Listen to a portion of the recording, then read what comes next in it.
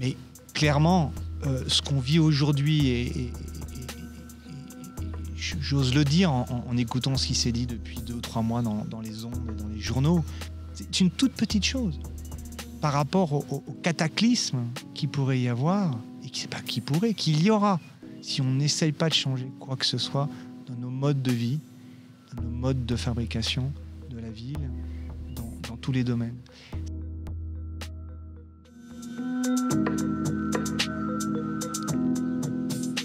Bonjour et bienvenue dans ce 7e épisode de Demain Matin. Demain Matin est un podcast, mais également de la vidéo, pour parler de l'avenir de nos villes, de notre planète et de nos sociétés. Si vous aimez entendre parler d'urbanisme, si vous aimez entendre parler de transition écologique, alors vous êtes au bon endroit. Et si d'aventure l'envie vous prenait de nous soutenir, n'hésitez pas à le faire en vous abonnant à la chaîne YouTube, en vous abonnant sur votre plateforme de podcast préférée ou tout simplement en nous rejoignant sur les réseaux sociaux. Ce soir, je suis particulièrement heureux de retrouver Cyril Tretout qui nous reçoit dans un cadre extrêmement privilégié.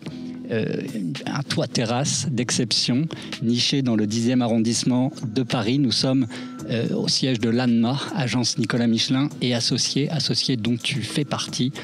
Cyril, bonjour, comment vas-tu ? Écoute, merci, je suis content de te recevoir.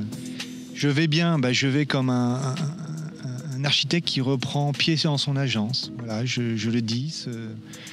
J'ai posé les pieds ce matin à Paris, après 2 mois et demi de confinement, début de déconfinement. Je suis vraiment dans une situation très étonnante. Peut-être que ça va nourrir notre discussion.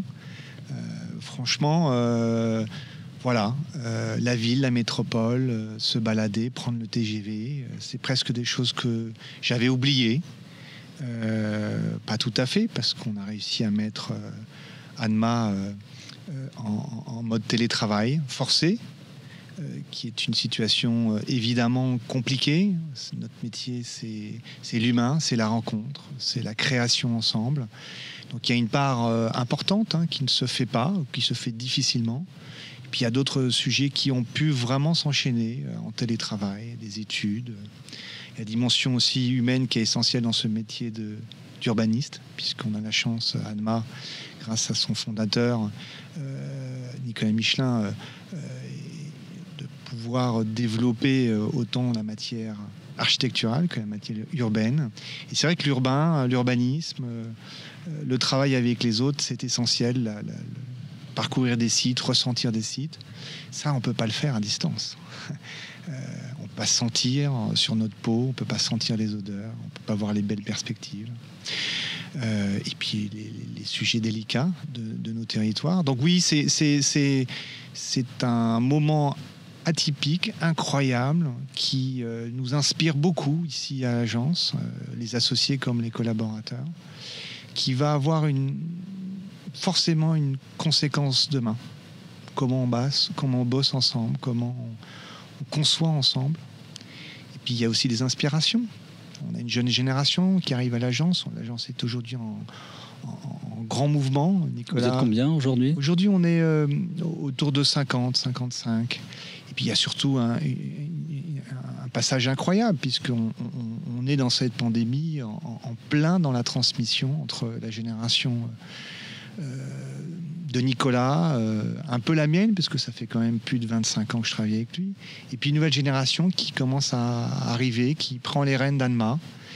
On est totalement dans cette transition, acceptée, souhaitée, et c'est vrai que la pandémie, ce mouvement de télétravailleurs et cette position atypique de l'agence a donné un coup d'accélération à cette transition.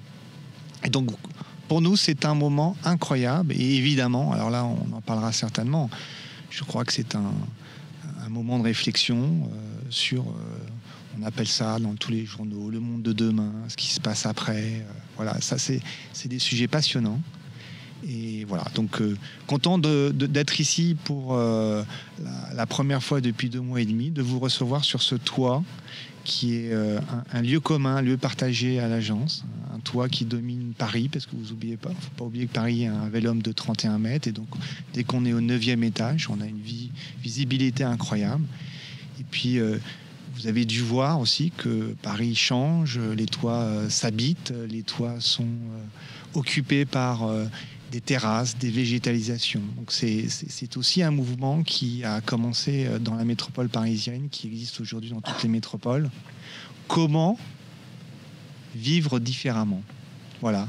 Alors on peut décrire d'ailleurs un petit peu pour ceux qui nous écoutent uniquement en podcast et qui n'ont pas la vidéo. Je crois que toi tu vois la tour Eiffel de là où tu es. Je devine Montparnasse, en tout cas je vois Beaubourg.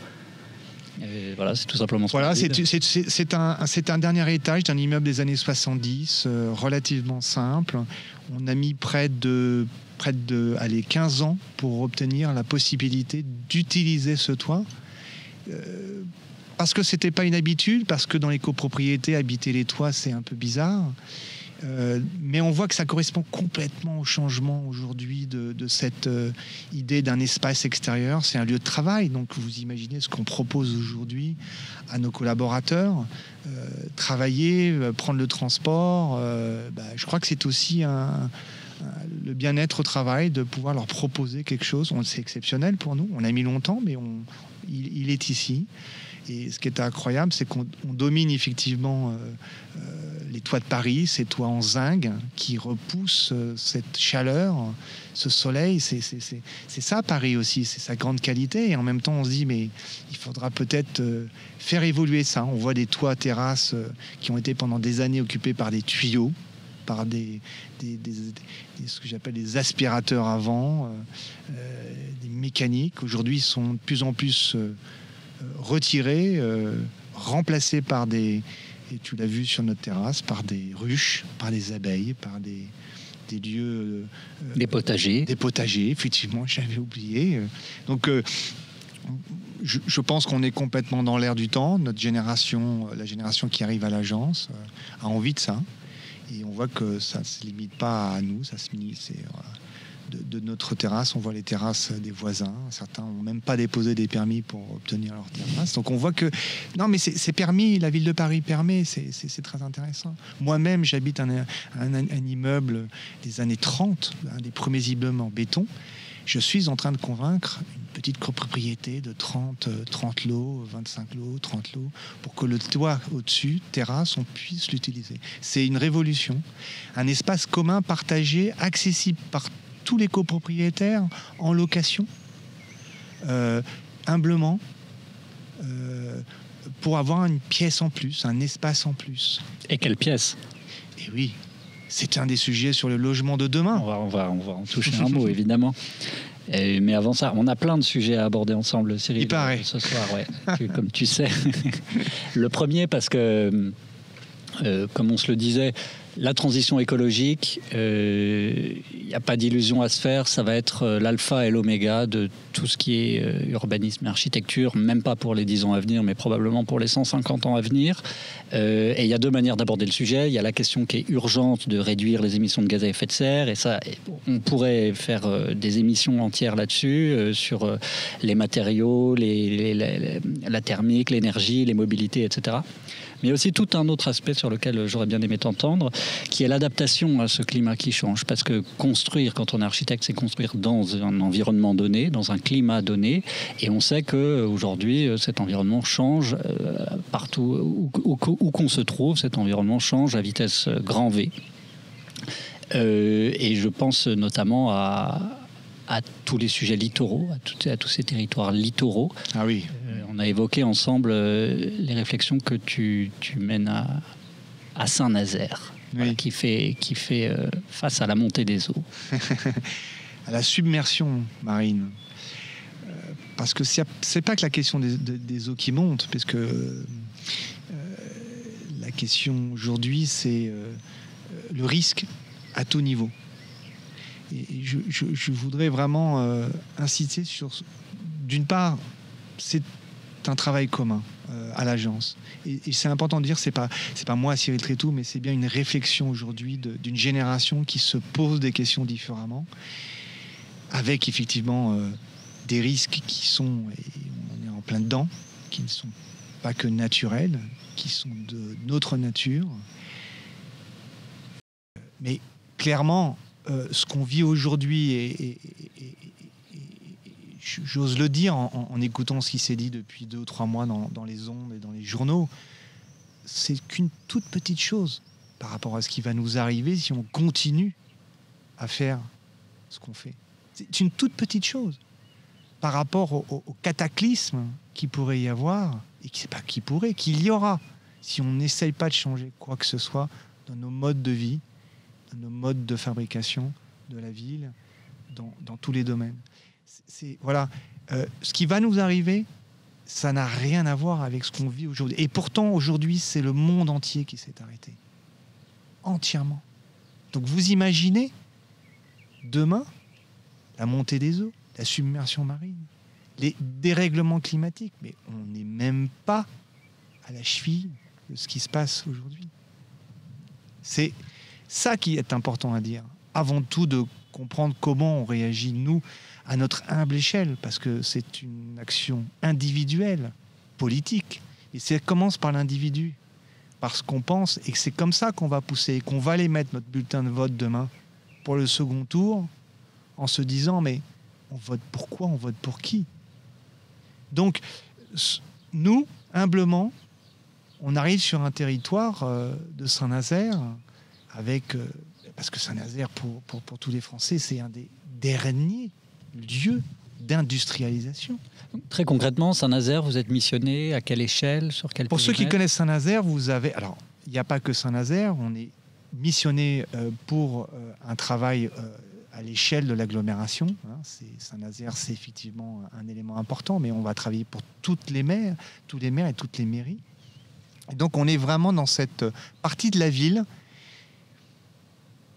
qui est entre le Marais de Brière et la ville de Saint-Nazaire. On est dans une frontière entre la ville et la campagne.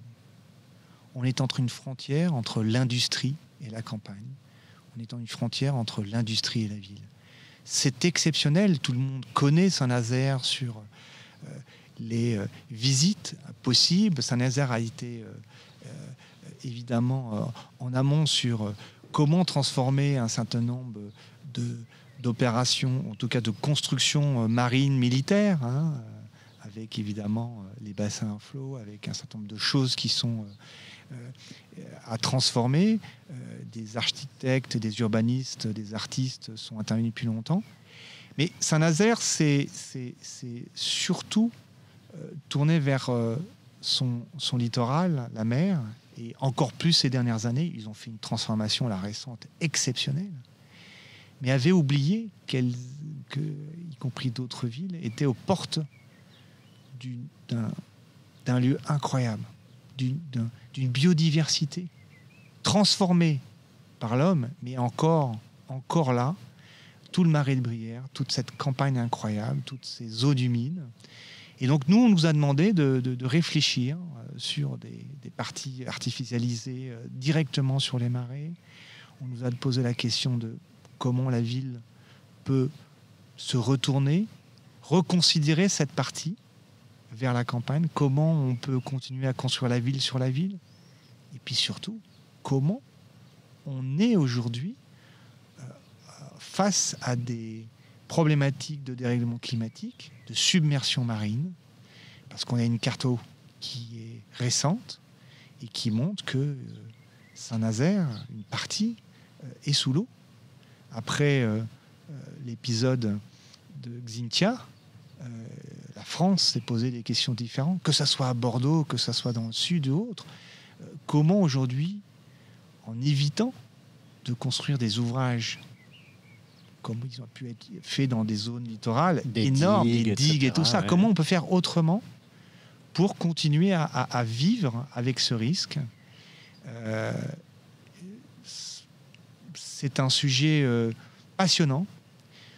qui commençait à naître depuis longtemps à l'agence, hein, mais pas forcément directement en confrontation avec la question de la submersion. Est-ce qu'il faut reculer en l'état? Parce que je sais que des territoires sont en train de se dire peut-être qu'il va falloir reculer, abandonner des quartiers entiers et proposer à leurs habitants de se reloger 100 mètres, 200 mètres, 300 mètres derrière.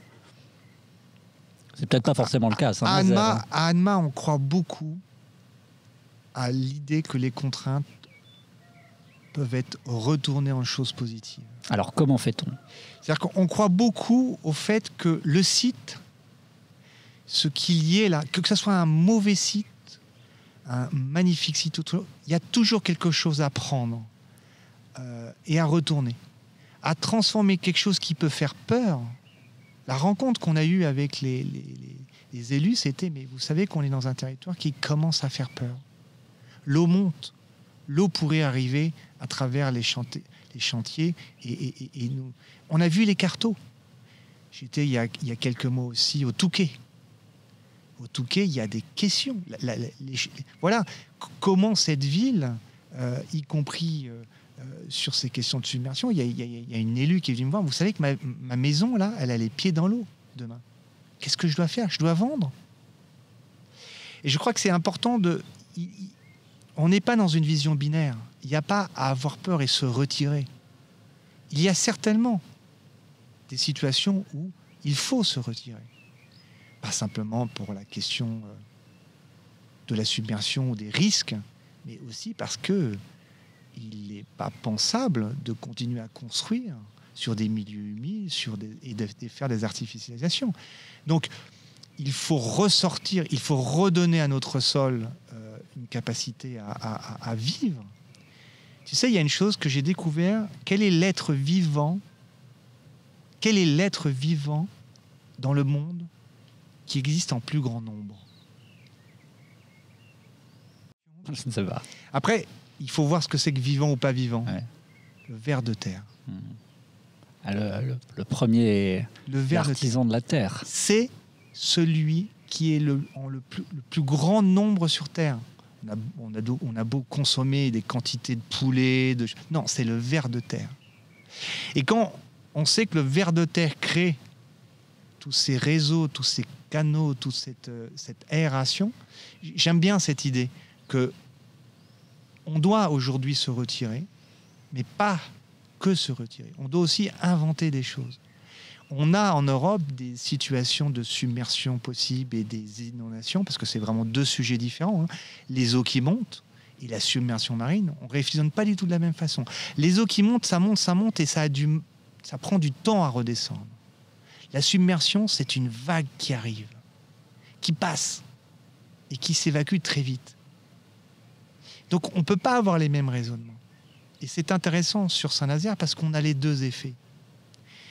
Et donc, notre idée, humblement, encore une fois, c'est accompagné par des bons, des très bons, sur l'eau, sur la question de la gestion des eaux, sur la question de la biodiversité, sur la question... L'État nous accompagne, les directions qui aujourd'hui instruisent les permis, donnent des règlements, on doit discuter avec eux. Et ils sont à l'écoute. Ils savent que ce qui est un des grands principes d'Annemasse conçu par Nicolas il y a très longtemps, c'est le projet qui fait les règles. C'est le site qui fait le projet. Les règles s'adaptent intelligemment. C'est fini les réglementations qu'on met en place. Voilà. Et c'est ça qui est important. Le site, le projet font les règles. Et donc là, on va rentrer dans des discussions avec l'État très intéressantes pour comprendre comment on peut continuer à fabriquer la ville sur elle-même. On ne peut pas simplement dire on se retire. Il faut inventer des choses. On a en Europe des situations aux Pays-Bas, dans le Nord, des gens qui vivent avec ce risque de l'eau, qui vivent avec des solutions techniques, architecturales, contemporaines. Alors lesquelles, à quoi ça peut ressembler? Écoute, si je prends l'exemple encore de Saint-Nazaire, on nous dit voilà, il faut être à Xynthia plus 60. Donc c'est un niveau de Xynthia plus 60 cm. Donc il y a toute une série de choses, les équipements techniques, les lieux de vie, il faut que ça soit au-dessus de tout ça. Donc on fait tout sur pilotis? Est-ce qu'on fait tout sur pilotis? Peut-être, peut-être pas. En tout cas, ça commence à être une réponse. Mais le pilotis, c'est quelque chose qui est très intéressant pour l'architecte, pour l'urbaniste. C'est un lieu qui est rempli d'innovation. On y met quoi? On met les voitures, on y met autre chose, on met des espaces communs, on est à l'abri quand on est dans des parties très, très lumineuses, on est dans une fraîcheur. Aujourd'hui, vous savez qu'on a cette augmentation de la température, on cherche la fraîcheur. Donc on peut faire beaucoup de choses avec ça. Mais aussi la question d'accessibilité à ces logements. On a des réglementations sur des réglementations on va dire de personnes à mobilité réduite qui sont essentielles à mettre, mais qui sont parfois très contraignantes. Il faut réfléchir avec les acteurs de ce handicap. Vous imaginez que si on met tout sur pilotis à plus de 50 cm ou autre chose, il faut donc créer des accès. Où est la voiture? Elle est au-dessus. Il faut éviter de créer un urbanisme de pilotis, où on pourrait presque s'approcher de les hommes et les piétons et les modes doux en haut. Et comme puis, on a fait avec les dalles, c'est ce que tu sous-entends. Exactement. Donc, il y a à réfléchir. Et en même temps, on nous dit qu'il faut aller accéder à ces lieux en toute sécurité. Mais pourquoi? Donc, ça veut dire qu'on doit fabriquer des ouvrages qui coûtent une fortune pour y accéder. Est-ce qu'on ne peut pas simplement aller dans ce sens du partage, de la solidarité, de se dire que dans ces espaces, on a peut-être des lieux partagés, communs, qui sont des lieux de refuge en cas de submersion, en cas d'augmentation de l'eau. On peut continuer à inventer. Donc, on n'en est qu'au début. On voit des confrères comme Aubras, qui travaillent, je crois que c'est près de Nantes, à Rézé, qui proposent des choses. Alors, à Saint-Nazaire, on est sur des épaisseurs beaucoup plus importantes, donc on fabrique des morceaux de ville. Donc oui, je me suis posé la question, où est-ce qu'il faut construire et pourquoi il faut aller construire? Évidemment, on ne peut pas faire les grands plans d'urbanisme d'avant. À Saint-Nazaire, 3 grandes générations se sont croisées et ont inventé des choses sur ce territoire. Aujourd'hui, on ressort ces plans, on dit, mais en quoi ils étaient attachés au territoire? Magnifique, des choses incroyables, avec des confrères très très bons. Mais ils ont oublié une chose que Bruno Latour dit. Il parle de Gaïa.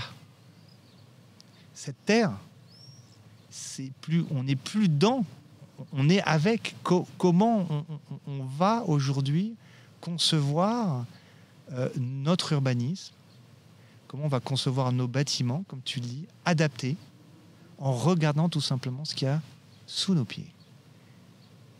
Ce débat, je fais un lien, arrête-moi si c'est ou pas toi qui le porte au sein de l'agence ou si je suis hors sujet complètement, mais je fais le lien avec la proposition urbaine que vous aviez formulée il y a quelques années sur les Jalles à Bordeaux, au nord de Bordeaux. Ça te parle La Jalère. La Jalère. Bien sûr.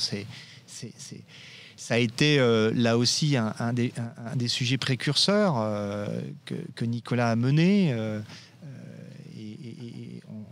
À l'agence, on a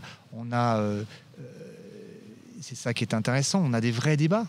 Je côtoie Nicolas depuis plus de 25 ans, donc je suis venu à l'agence pour monter et conforter la dimension urbaine de l'agence. Donc on en parle beaucoup. Et ça a été un vrai sujet sur la Jalère. C'était cette question du lieu humide. Le projet qui a été présenté par Anma est pour nous un projet fondateur de cette question-là. Milieu humide, où est-ce qu'il faut s'installer, les traces du passé, ce qui a été remblayé, ce qu'on doit bouger, ce qu'on ne peut pas bouger. Et en même temps, c'est un lieu exceptionnellement stratégique, avec le tram qui arrive. Donc, est-ce qu'on le laisse, comme certains pourraient le dire, le décrire actuellement à Bordeaux, en disant faut planter? Mais on ne fait pas une ville en ne plantant que des forêts et des jardins. On ne fait pas la ville. Je crois que c'est important qu'on n'oppose pas la question économique et la question écologique. C'est extrêmement important. On doit faire avec. Mais c'est vrai qu'on se pose des questions et on en parlera. J'entends aujourd'hui que les métropoles sont décriées. Il ne va pas falloir opposer la métropole à la campagne, où la question métropolitaine et les questions économiques et d'efficacité de la métropole à la problématique de l'écologie Voilà, c'est extrêmement important.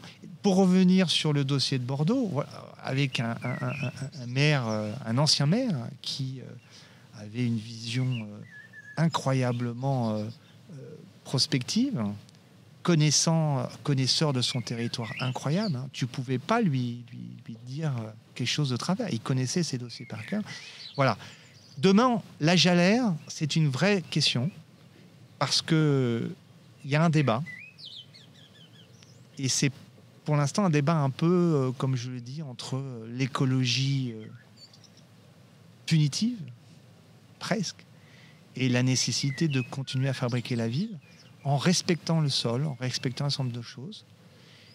On sait faire et on doit collectivement le faire, parce que c'est ça aussi qui est intéressant.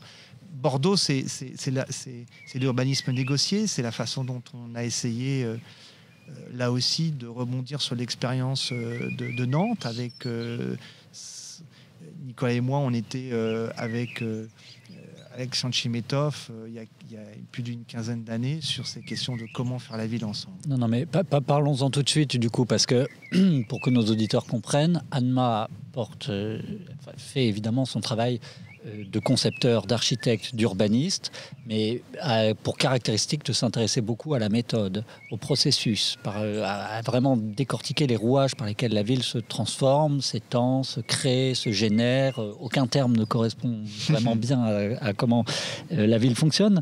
En tout cas, on vous connaît pour une exposition qui a fait date, quand même, il faut le dire, il y a quelques années, qui s'appelle Argent, Logement, Autrement. Ah oui. Pour le coup, vous étiez rentré dans les modèles économiques du promoteur, du foncier, de où est la valeur, comment elle se crée, comment elle se partage, etc.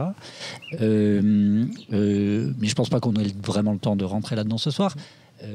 Et une autre proposition très forte qui vous a fait connaître, c'est celle de l'urbanisme négocié. On peut travailler ensemble sur la question. Enfin, oui, étudier ça. C'est vrai que c'est.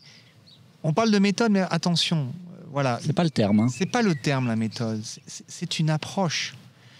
On parlerait plus d'approche, qui est de considérer une chose essentielle, et encore plus aujourd'hui, et encore plus demain. On ne peut plus concevoir seul. On ne peut plus réfléchir sur la complexité de nos villes seules. On ne peut plus concevoir en chambre. Et l'idée, là, ça a été dès le départ de montrer que la question du privé et la question du public, la question de l'intérêt collectif et l'intérêt individuel, privé, financier et l'intérêt général, tout ceci n'est pas à opposer, mais à mettre autour de la même table. Et donc c'est vraiment une approche pas évidente. Il faut comprendre qu'on a conçu des milliers de mètres carrés, des centaines d'hectares de projets dans des logiques de binôme. Le maire, l'architecte, l'aménageur, le maire. Avec quelques réunions, mais simplement, voilà. Je trouve que, par exemple, les fameuses réunions de concertation que j'ai vues depuis 20 ans, ça a été le summum de l'hypocrisie. C'est en train de changer, on le voit, c'est 5, 10, un peu moins 5 ans, on voit des choses qui sont complètement différentes. On voit des concertations numériques avec des capacités. On le fait, nous, à Ormesson, dans une ville, j'appellerais, c'est pas du tout péjoratif, mais très installée, avec des petites maisons, 90% de maisons individuelles. Où est Ormesson ? Ormesson est à 2 pas de Saint-Maur, c'est en région parisienne, c'est entre Saint-Maur et Sucy-en-Brie.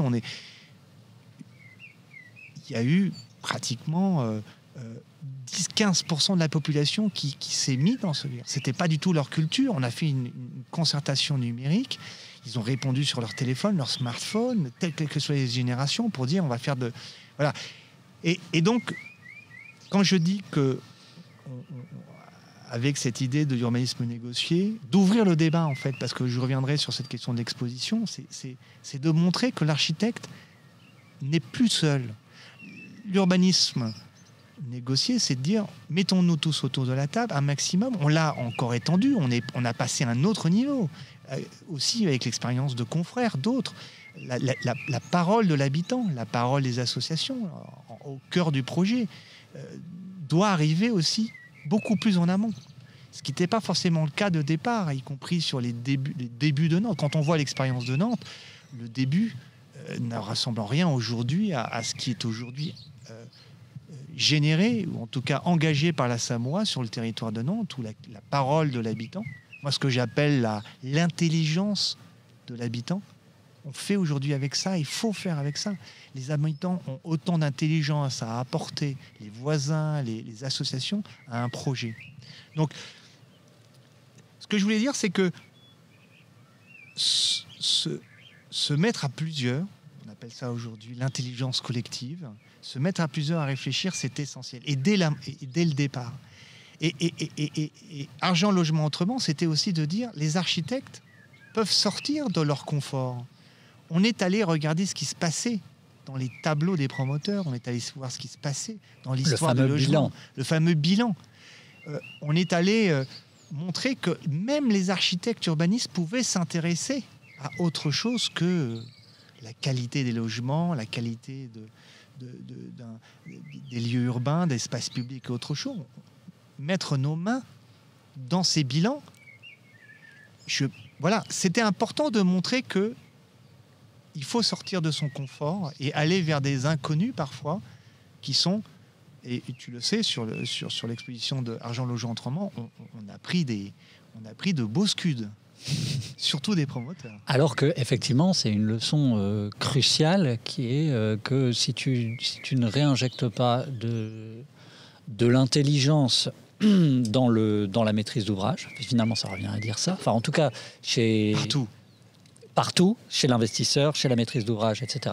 Et chez l'architecte et ses partenaires. Pourquoi pas ? Soyons humbles, encore une fois. En tout cas, que les argentiers, les fameux argentiers qu'on imagine, qu'on fantasme beaucoup, ont leur logique, leurs intérêts. Que si tu ne les comprends pas, tu ne peux pas améliorer la ville derrière. Mais oui. Et pour te dire, jusqu'à ce qu'une grande enseigne nationale, un grand numéro 2, 3 de cette enseigne nationale, un jour est venu me voir en me disant « Mais je ne comprends pas, vous les architectes, pourquoi vous ne vous intéressez pas simplement à l'architecture ?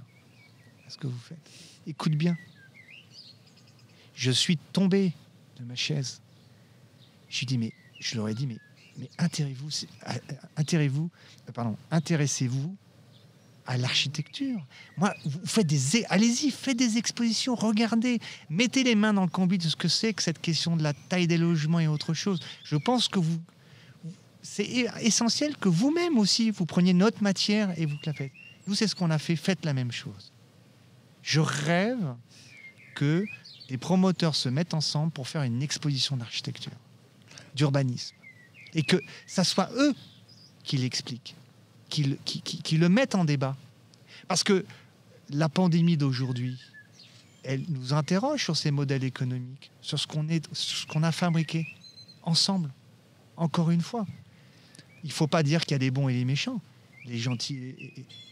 Qu'est-ce qu'on a fabriqué aujourd'hui ? Combien de logements aujourd'hui ont d'espace extérieur ? Combien de logements ont des balcons ? Parce qu'on est en train de réduire la surface des logements. Parce qu'on est en train d'aller dans le sens inverse de peut-être ce qui nous arrive et ce dont on doit imaginer demain pour un meilleur confort. Alors moi, Cyril, tu as parlé de l'irruption du citoyen, de l'habitant dans le projet architectural ou dans le projet urbain. Tu as aussi parlé de la question du logement. Sur ces deux sujets-là, je me demandais quelque chose. Je me demandais, est-ce qu'on a raté une marche quelque part ? Où a été l'erreur ? Qu'est-ce qu'on a ? Pourquoi on en est là ? C'est une question gigantesque que tu poses, parce que je crois qu'on ne doit pas toujours faire une croix sur ce qu'on a fait. Et évidemment, on a des interrogations. Je pense qu'il faut aussi, là, regarder en se disant qu'est-ce qu'on peut mieux faire. Pas jeter tout. Qu'est-ce qu'on peut mieux faire et qu'est-ce qu'on peut mieux faire ensemble. Alors, prenons les sujets les uns derrière les autres. Par exemple, sur la question de la concertation que tu soulevais. moi, en tant qu'observateur, je ne peux pas m'empêcher de voir que ça fait quelques années que ça devient un réel sujet de crispation. La ville, l'urbain, Notre-Dame-des-Landes, la Plaine à Marseille, la forêt de Romainville, Europa City, les JO. Soudainement, c'est là, dans le débat public national, un quartier, un aéroport, un centre commercial. Est-ce qu'on ne peut plus faire sans le citoyen? Est-ce qu'on a pu faire déjà par le passé sans le citoyen? Est-ce que quelque chose est en train de changer? Pourquoi? Et surtout, comment on fait demain pour l'associer réellement? Est-ce qu'il y a eu déni de démocratie par le passé? Est-ce qu'aujourd'hui, on a des outils pour réassocier on a des outils et surtout, c'est en train d'être fait. Je pense vraiment, et ça c'est très important,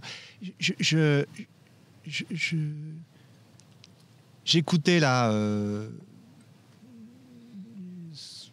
sans le nommer, un grand architecte français qui a été très dur avec les urbanistes. Je l'ai entendu.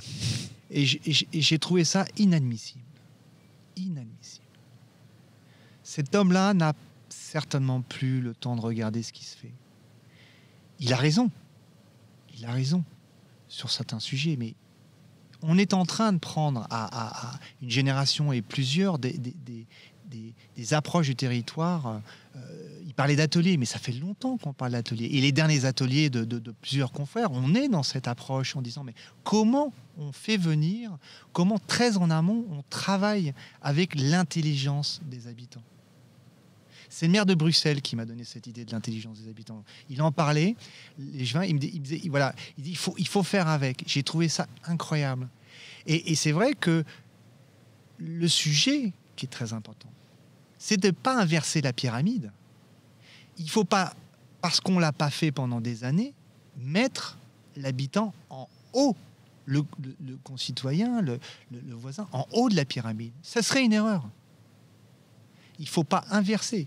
Il faut l'intégrer dans cette question d'un travail horizontal, transversal, collectif. Il y a aujourd'hui des structures qui n'existaient pas en France, des structures d'accompagnement. J'en pense à une qui m'a aussi ouvert beaucoup les yeux, qui s'appelle,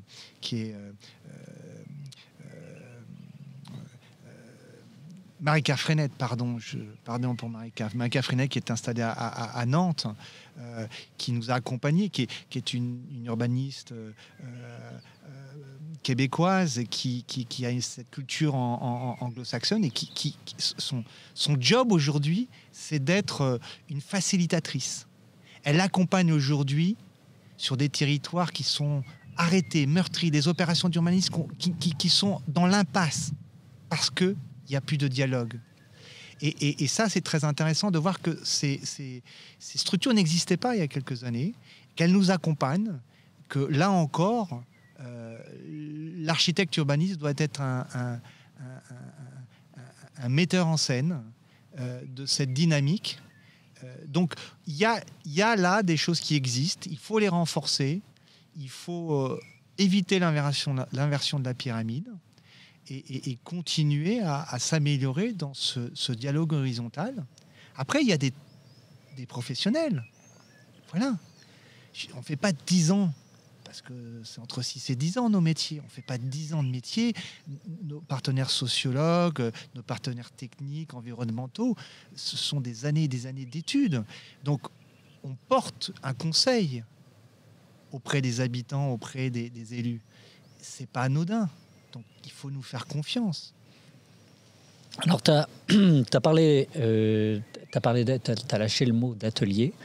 Et je pense que c'est important de préciser une chose, quand on dit urbanisme négocié, atelier, association des habitants, c'est que ça ne veut pas dire gommer. Souvent, quand on utilise ces mots, on a l'impression que c'est on se tient la main et on se met d'accord et tout va bien. Alors qu'en réalité, c'est quand même des moyens de cadrer des antagonismes. Il y a des vrais antagonismes. Et dans l'atelier de Bordeaux, les bassins à flot, l'urbanisme négocié, c'est bien un moyen presque de coercition, en tout cas de cadrage de la part de la puissance publique vis-à-vis de la puissance privée. Et en fait, il y a de la friction.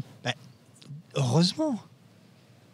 Mais attends, c'est des aventures exceptionnelles, c'est des aventures humaines incroyables. Tu parles de Bordeaux, mais on l'a fait à Lille, on va le faire à Saint-Nazaire, on le fait sur Dijon, il y a d'autres territoires où on a mis en place.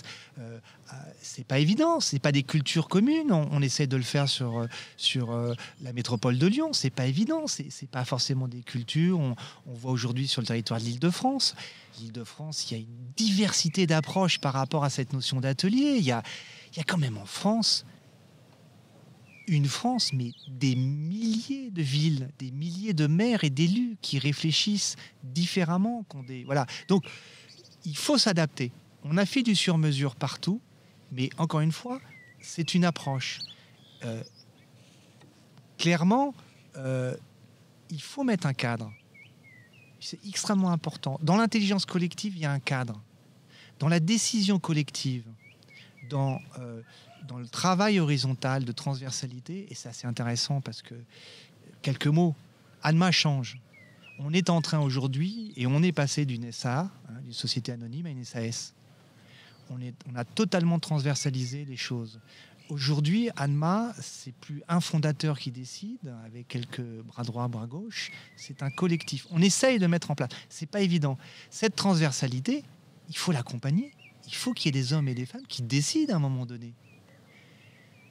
Les ateliers, c'est de l'écoute, c'est du dialogue, c'est parfois des frictions, c'est parfois comme je disais, des antagonismes. C'est essentiel entre l'économie, l'écologie, la partie nature, la partie construction, les volumétries, les hauteurs. C'est des discussions avec des intelligences. Et l'idée principale, et c'est ça qui est aussi intéressant dans ce métier d'urbaniste, c'est que nous donne beaucoup de recul par rapport à ce métier d'architecte et à ce monde. Le compromis. Mais c'est pas un compromis mou. C'est pas évident en France, le compromis. Tu sais, on est des sanguins, quoi. C'est beaucoup plus dans le Nord. Il faut aller dans ce sens-là. C'est pas le consensus mou. C'est un vrai compromis porté par tous. Parce que la grande qualité de ces ateliers, même si on a des frictions, même si on n'est pas d'accord, c'est la fabrication de la culture commune. On est capable de défendre ensuite les décisions qu'on prend.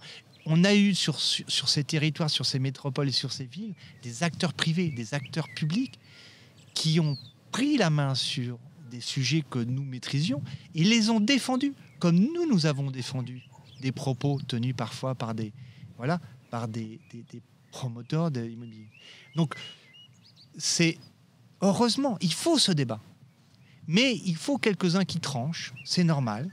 Exactement comme dans notre société, un management horizontal, c'est quelques personnes qui, au final, après avoir écouté, va dans le sens commun et dans l'intérêt commun. J'aimerais qu'on approfondisse. Alors, pardon, je te coupe. Le politique. Oui. Parce que on n'en parle pas, mais... Il n'y a que lui qui peut trancher à la fin des fins. C'est lui qui tranche. C'est extrêmement important. Tout ça ne se met dans le système français, et c'est très particulier. Je vois actuellement, on travaille avec le territoire belge, qui est vraiment... Il y a 3 territoires en Belgique. C'est Bruxelles, après il y a les Wallons et les Flamands. On est vraiment dans 3 choses différentes. C'est une approche complètement différente. C'est très intéressant. En France, le maire, et on le voit sur cette question de la pandémie, sur les questions de responsabilité, les maires aujourd'hui sont essentiels. Les élus autour du maire sont aussi essentiels. Les maires qui ouvrent la parole aux élus sont des maires contemporains. Et on a des maires qui ne donnent pas la parole aux élus. On a des maires aujourd'hui qui donnent la parole aux élus. Et c'est incroyable. On a là aussi une transversalité qui est en train de se mettre en place dans les conseils municipaux et autres, et d'agglomération, qu'on voit apparaître avec des nouvelles générations qui ont la parole. Mais c'est vrai que tout ceci ne se fait qu'avec l'appui politique. On aura beau inventer tout ce qu'on veut, on aura beau... Si nous n'avons pas tous...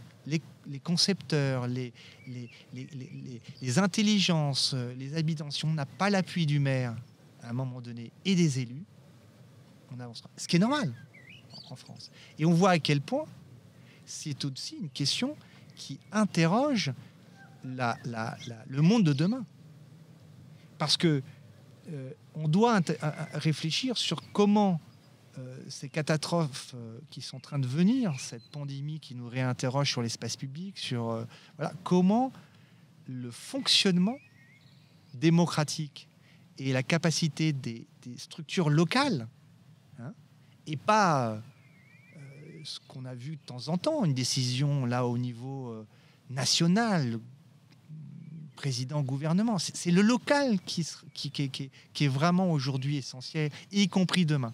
Donc, quand on parle de local, on parle des élus, on parle des associations. Je pense que c'est extrêmement important de considérer demain la force et la qualité de ces éléments locaux, d'associations et autres. Parce que les villes dans le monde où ça se passe mal, et on reviendra sur les questions de métropole là, actuellement par rapport à la question de la pandémie et du Covid-19, ce n'est pas une question de densité. C'est une question qui est liée à des défaillances des acteurs locaux qui ne sont pas capables ou qui n'ont pas la parole. Si on prend New York, si on prend aux États-Unis, il y a eu un décalage entre les décisions locales parce qu'il y a eu avant tout des décisions, puisque alors, les États-Unis c'est différent, c'est pas du tout la même structure qu'en France, mais les villes qui ont bien fonctionné, qui se sont, on va dire, qui ont été efficaces, les villes métropoles hautes, c'est parce qu'il y a eu un tissu local extrêmement soudé, connaissant son territoire avec des réactivités et autres. Et je pense que ça c'est une des grandes données, apprentissage de cette période actuellement. Donc voilà, pardon, je suis revenu sur cette dimension politique, parce que demain, le monde se fera différemment que parce que politiquement, on sera soutenu. Donc le vote de juin ou octobre, il est primordial. Allez voter, déplacez-vous, la nouvelle génération, déplacez-vous. On ira. Écoute, Cyril, il y a dans l'actualité, tout le monde n'a qu'un mot à la bouche, 2 mots à la bouche, métropole, ruralité. Et nous-mêmes, ça nous interroge énormément. Des volontés d'exit de toutes parts, de gens qui veulent partir, quitter cette vie, cette ville. Des prophètes qui nous expliquent que la métropole, c'est fini, que le Covid restera comme un 11 septembre et qu'à partir de maintenant, il n'y a plus qu'une lente décroissance urbaine à l'horizon. Qu'est-ce que tu en penses ? Écoute, c'est vraiment c'est passionnant ce qu'on entend. C'est passionnant ce qu'on entend de tous bords sur ces questions de densité, de métropole. Je crois que c'est important déjà de dire qu'il y a quand même 2-3, pas chiffres, parce que je n'ai pas les chiffres par cœur, mais il faut juste rappeler une chose. L'ONU aujourd'hui table sur 2050 avec pratiquement le doublement des populations en métropole. On est en train de se poser des questions sur nos villes européennes, mais je veux dire, on parle à l'échelle du monde. On a aujourd'hui des exodes vers les villes qui sont impressionnantes. On a des effets dans les pays européens un peu inversés, mais légers. Donc, c'est une réalité. Et les centres économiques sont là. Ça a toujours été, je veux dire, les villes de port se sont agrandies, les villes de commerce, voilà. Et puis il y a une question importante, c'est que on a cette question de l'écologie, la question de faire demain autrement, parce qu'on va se prendre une vague. Dans tous les sens du terme, je veux dire, et donc on est en train de se dire, mais la ruralité, chacun sa maison, son jardin de 300 mètres carrés, on va de nouveau se retrouver avec une artificialisation du sol, avec des centaines de maisons Monopoly sur le territoire français et européen. Non, j'y crois pas. Je crois que... Et puis, c'est inimaginable. Il va y avoir certainement un mouvement après cette pandémie. Il va y avoir des gens qui vont penser différemment et qui vont prendre. Mais je crois que la métropole a des atouts. Aujourd'hui, c'est une cible idéale, mais la métropole a des atouts. La métropole, c'est une concentration, c'est une capacité à accéder à pied, en vélo, rapidement à tous les services. Vous voulez faire ça à la campagne ? Avec la topographie, avec les distances ? Donc la métropole, elle a des atouts sur des efficacités, sur des structures, j'allais dire vierges, sur les hôpitaux. Les grands hôpitaux sont dans les métropoles. Il y a une efficacité. Pour la pandémie, c'est ces hôpitaux qui ont répondu présent. Non, on n'a pas fait le choix de la densité par hasard dans l'histoire de l'humanité. Non, mais je crois que ce qui est important de dire, c'est que la métropole doit être réinterrogée sur la densité, sur la question de la nature en ville, sur la question des qualités de ce qu'on procure aux habitants. Comment faire qu'on a un confort ? Comment faire qu'on c'est agréable de vivre en ville et en métropole ? Comme on peut le découvrir pour certains qui vont effectivement se confiner à la campagne. Surtout qu'en plus, les moyens aujourd'hui technologiques, c'est-à-dire que le coût de la distance, de la connexion à distance est de plus en plus faible, donc ça pousse encore plus. Mais je crois qu'il y a des métiers qui ne se télétravaillent pas.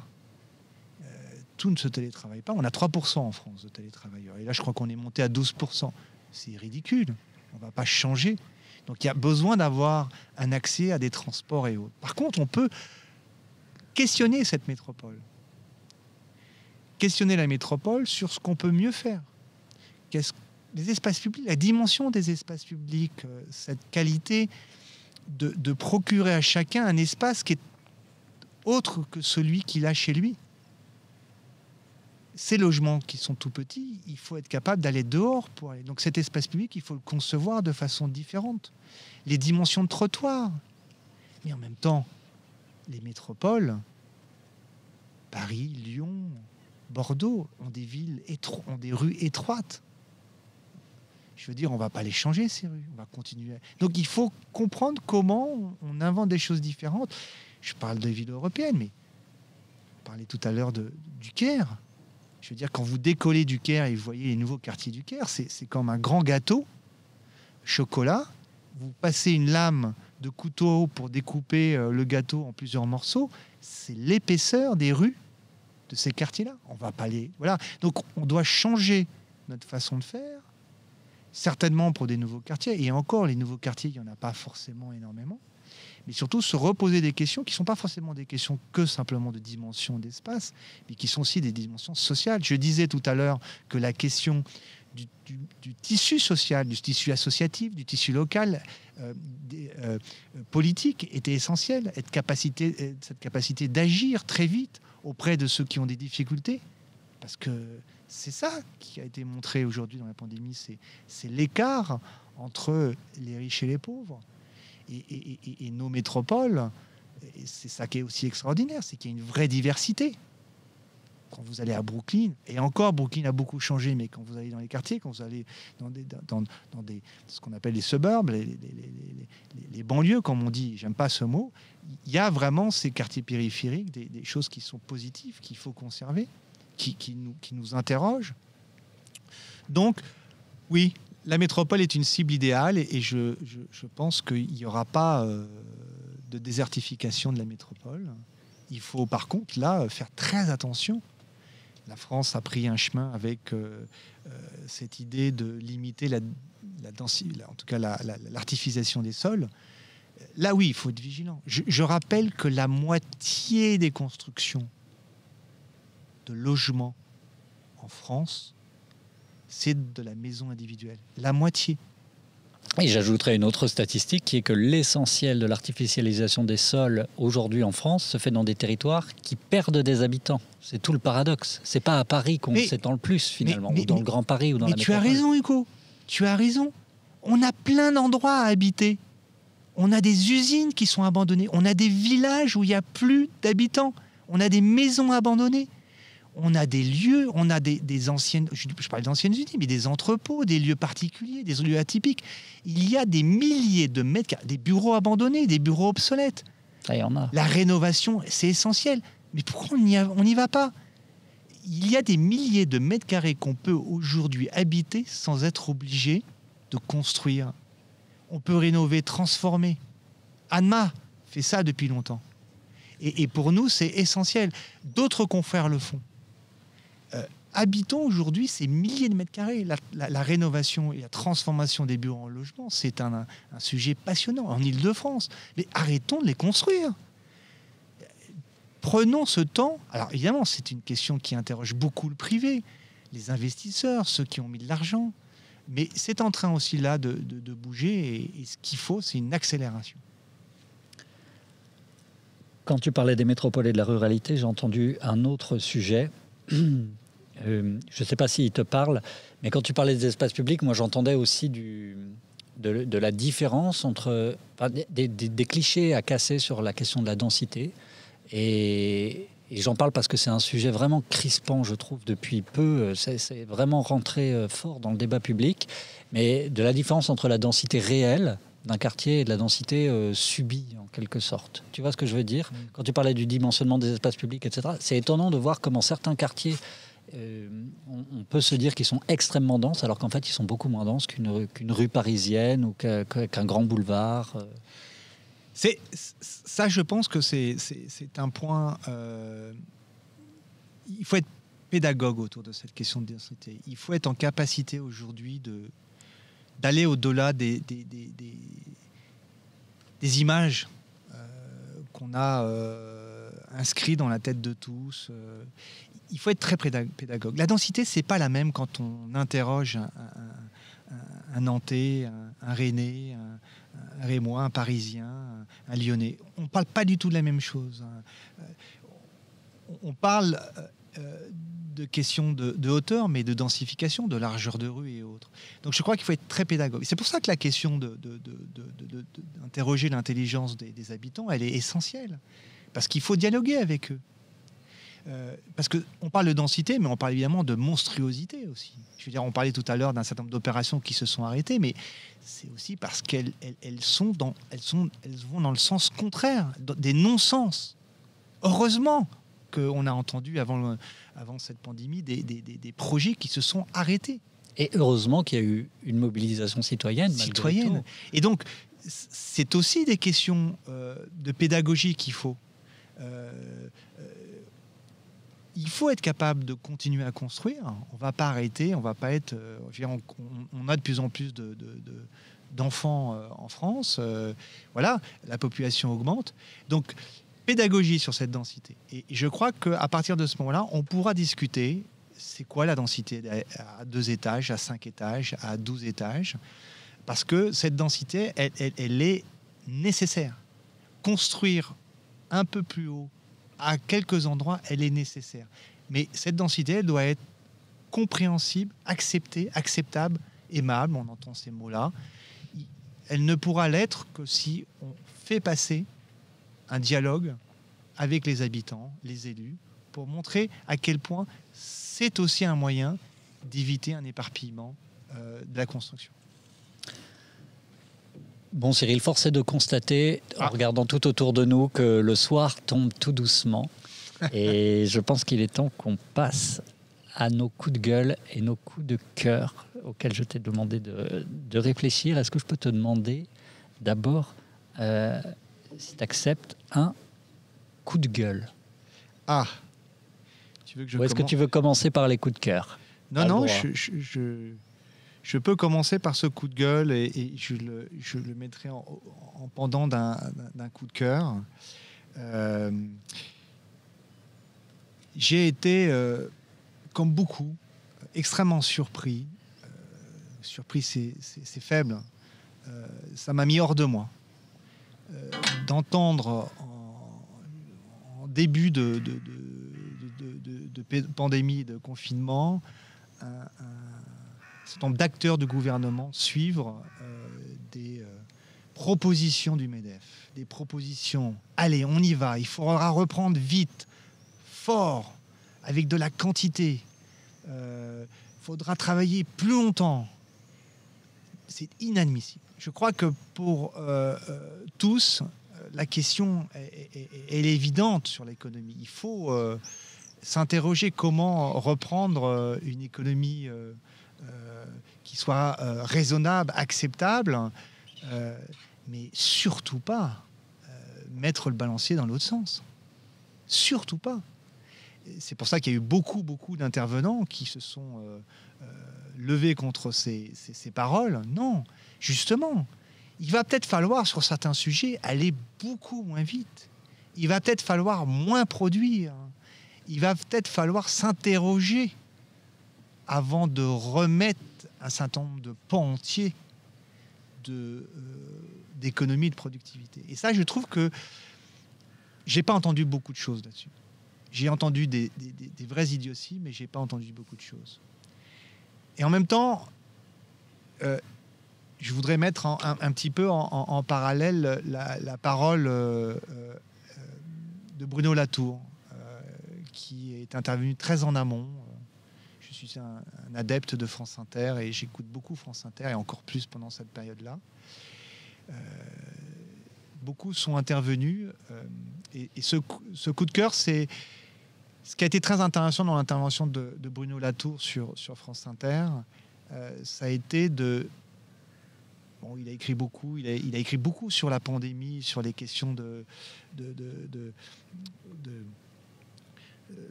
médicales, sur les questions de virus.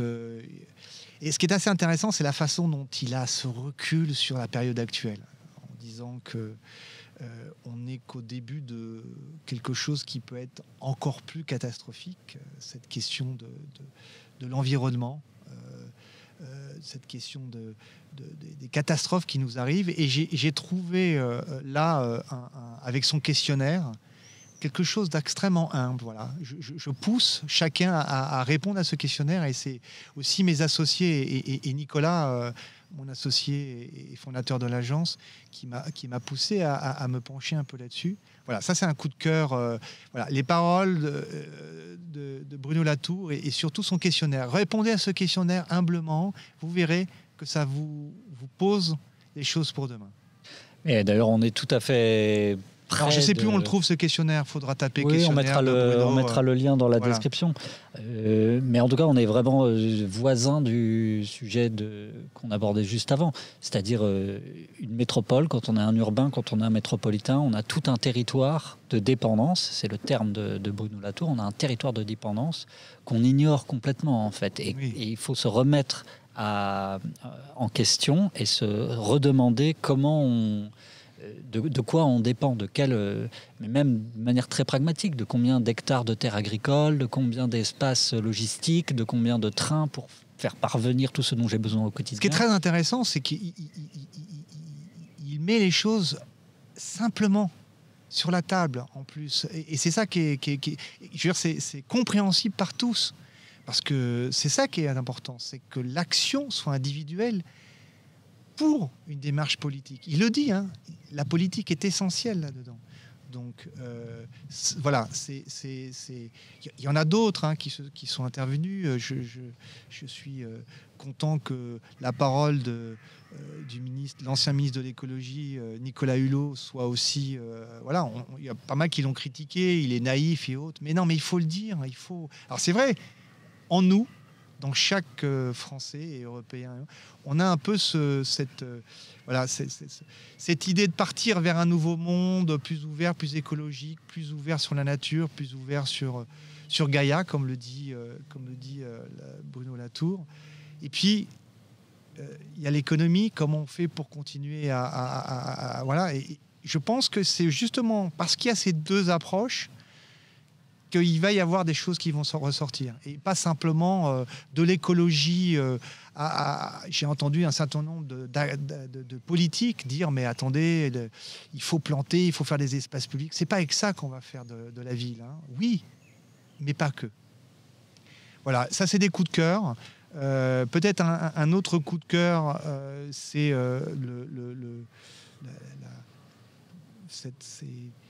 ce mouvement de chacun vers l'autre dans toutes les villes de France et dans toutes les villes mondiales.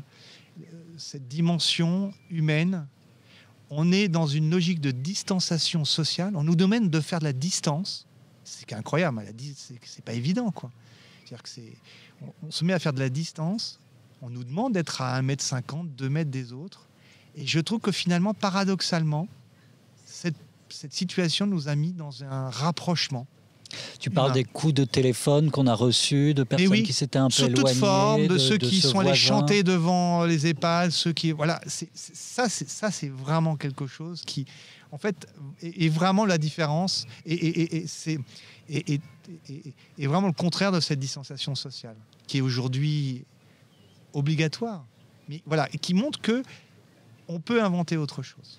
D'ailleurs, on a trop peu parlé du logement, mais moi, je tiens souvent à réaffirmer le rôle premier du balcon, dont on a bien compris qu'il servait aussi à rapprocher les gens, parce que quand on est sur un balcon, on est sur la rue, et toutes ces images qu'on a vues de gens qui jouent de la musique sur leur balcon, de gens qui se font signe, de gens qui tendent des pancartes, moi, il y en avait partout dans ma rue. C'est super parce que tu m'as demandé avant l'interview quel est le lieu, quel est l'endroit, quelle est la ville que tu voudrais citer autre chose. Ben moi, j'allais dire mon balcon. Parce que j'ai de la chance. J'ai à Paris un balcon. Un grand balcon. En plus, un grand balcon. Et en plus, qui donne sur une partie boisée. Mais je sais que c'est exceptionnel dans la densité, dans les métropoles. Mais ce qui est important, c'est comment on apporte ce confort. À Annemasse, quand on conçoit de logement, on dit tout logement doit avoir un espace extérieur. Tout logement. Et je dirais même les T1, même les studios, aujourd'hui. Surtout les T1 en réalité. Tu as raison. Mais c'est le contraire qui est demandé. C'est le contraire, bien sûr. Les logements sont de plus en plus petits. On grandit. Les plafonds ne changent pas. Donc voilà, tu m'as posé cette question et je suis complètement d'accord avec toi. Ce lieu est central demain. Et il doit faire partie de l'économie du projet. Mais... voilà, il y a plein de choses à inventer autour de ça. Mais voilà, c'est le lieu où je voulais t'amener.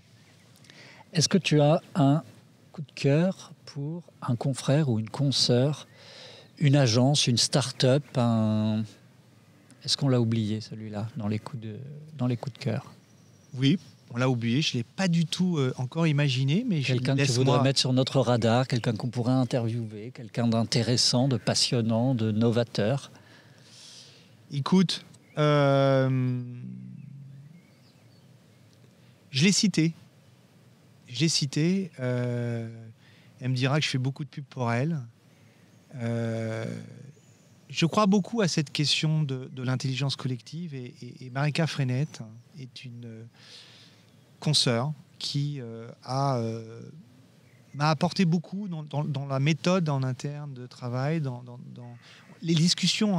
On a initié une très belle opération à Rennes, Hôtel-Dieu, sur cette logique d'accompagner un promoteur privé qui avait les clés du camion pour faire de l'aménagement de l'urbanisme. Et avec Marika, on a mis en place avec la ville de Rennes et Haute ce dialogue. Et c'est un des éléments nouveaux qui arrivent ces dernières années sur cette question de mettre l'intelligence de l'habitant au cœur du projet. Donc voilà, il y en a plein d'autres. J'ai écouté récemment, encore une fois sur France Inter, Patrick Bouchain, qui a été là aussi très très intéressant, avec une expérience et un recul sur les choses. Je trouve une façon humble il y a aussi Annemasse, cette démarche. La ville se fabrique avec des choses humbles et simples. Oui, il faut quelques belles ouvrages et quelques éléments un peu phares, mais la fabrication de la ville, c'est la fabrication avec de l'architecture ordinaire. Et je crois que Patrick a été, y compris dans sa façon de travailler, sur les matériaux, sur l'écoute, il le disait, l'écoute de l'autre. Et voilà, c'est aussi un des confrères que bon, Patrick... Grand Prix de l'urbanisme cette année, voilà, c'est assez simple, mais en même temps, c'est bien de... Non, et voilà. puis c'est même... Non, mais ça fait clairement partie de nos références aussi. Et puis qu'il y a aussi... moi, ce que j'apprécie beaucoup, c'est qu'il a... J'ai l'impression qu'il a une forte filiation dans l'urbanisme français, qu'il y a beaucoup de jeunes archis et jeunes urbains qui se revendiquent de sa filiation. Oui, et c'est très bien. Bien sûr, tout à fait. C'est même essentiel parce que, comme Alexandre Chemetov, qui a été aussi très en amont sur cette idée de travailler ensemble, hein, sur l'île de Nantes, il a monté avec la Samoa cette idée d'atelier. Avec Nicolas, on dit souvent qu'Alexandre, on partage beaucoup de choses avec lui sur cette question du déjà là. Hein, c'est la matière. Aujourd'hui, il faut faire avec ça. C'est essentiel. Et quand on dit qu'il faut aller occuper les lieux qui sont déjà là pour habiter, c'est aussi un vrai sujet. Arrêtons de produire ailleurs que dans les lieux où il y a déjà une histoire. C'est tellement compliqué de créer un génie du lieu. Il faut aller dans ceux qui sont déjà là, même si il a été abandonné sur des territoires. Creil est une ville incroyablement remplie de lieux incroyables. Habiter Creil, demain, il faut habiter ces usines qui ont été abandonnées, ces lieux, en faire des éléments symboliques. Et pas en faire un lieu abandonné et autres. Ou tout raser. Ça pourrait être la tentation de beaucoup à Creil. Surtout pas. Bon, Cyril, on va pas tarder à se quitter. Peut-être comme dernier mot, comme nous sommes fin mai, tout début juin, et que tout le monde commence à essayer d'imaginer un semblant de vacances pour juillet et août, que si on nous le permet, on s'apprête à prendre la route, sans doute pas très loin compte tenu du contexte. Où est-ce qu'on peut découvrir, voir de nos yeux et toucher de nos mains des réalisations ANMA, des quartiers, des architectures? Voilà. Qu'est-ce que tu nous conseilles? Oui. Alors, ANMA a une chance incroyable, c'est qu'on nous a fait confiance dans beaucoup de territoires en France. On est peut-être les plus régionaux des Parisiens, puisque plus de 80% de notre travail se fait en région. C'est une chose incroyable. Hein. La France, l'Europe a une situation géographique, sociale incroyable. Faut se redire ça par rapport à d'autres métropoles. On est dans des... Voilà. Donc, oui, il va falloir voyager en France cet été et peut-être en Europe, mais il y a tellement de sujets à découvrir. Voilà, et on est gâtés. On est vraiment très gâtés par rapport à d'autres territoires, y compris des territoires occidentaux de l'autre côté de l'océan. ANMA a accompagné des élus, des villes dans... Parlons de Lille, tout simplement, d'un quartier qui s'appelle Arras-Europe, dans lequel la question de la nature en ville a été travaillée avec un paysagiste malheureusement décédé, Pascal Cribier,